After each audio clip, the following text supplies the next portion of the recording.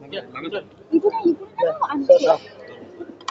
झालं युती संदर्भात तटबंदी फिसकटली आणि अखेर तुम्ही किती जागा लढणार आहात, सोहळा लढणार आहात का, किती जागा लढणार आहात आणि काय नेमकी तयारी या संदर्भात? अमरावती महानगरपालिकेच्या निवडणुकीमध्ये शिवसेना भारतीय जनता पार्टीची युती झाली पाहिजे ही भूमिका आमच्या वरिष्ठ नेत्यांची होती आणि त्या पद्धतीनं पक्षाने माझी नियुक्ती केली होती इथे बोलण्यासाठी.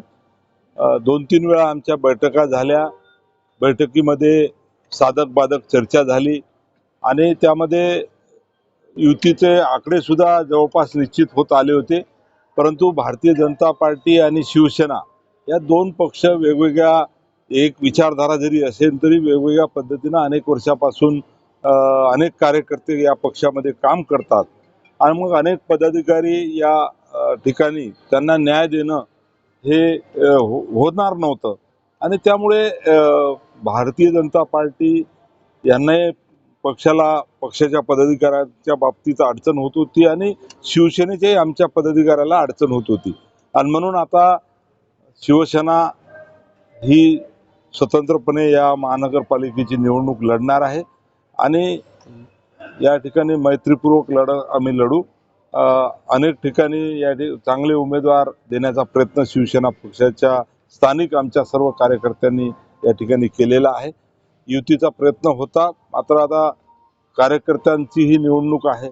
कार्यकर्ते फार आग्रही आहे, हट्टी आहे आणि त्याच्यामुळे आमचे जे स्थानिक पदाधिकारी आहेत त्यांनी हा निर्णय घेतला आहे की ही निवडणूक आम्ही मैत्रीपूर्वक लढतो. किती जागा लढणार आहात, किती जागा फायनल झाल्या? आता तो आकडा मला या ठिकाणी सांगता येणार नाही, परंतु बऱ्याच ठिकाणी शिवसेना या ठिकाणी लढत आहे.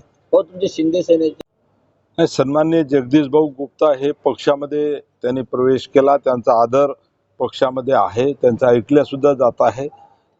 आता ते का रागावले या संदर्भात मी त्यांच्याशी चर्चा करतो आणि त्यानंतर सविस्तर बोलता येईल. जागा वाटपाबाबत दगाफटका करा कसं भाजप?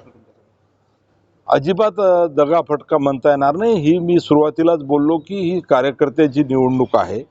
गेले अनेक वर्ष अनेक कार्यकर्ते हे पक्षाचं काम करतात. अनेक लोक शिवसैनिक म्हणून काम करतात, भारतीय जनता पार्टीचे म्हणून कार्यकर्ते म्हणून काम करतात आणि मग कार्यकर्त्याच्या निवडणुकीत कार्यकर्त्याला जर या ठिकाणी लढता येत नसेल तर तो कार्यकर्ता नाराज होतो आणि म्हणून कार्यकर्त्याच्या या निवडणुकीमध्ये आम्ही प्रयत्न केला की हे सर्व जुळून आलं पाहिजे, पण ते जुळून आलं नाही आणि म्हणून कार्यकर्त्यांच्या आग्रहाखातर ही मैत्रीपूर्वक लढत आम्ही लढत आहोत.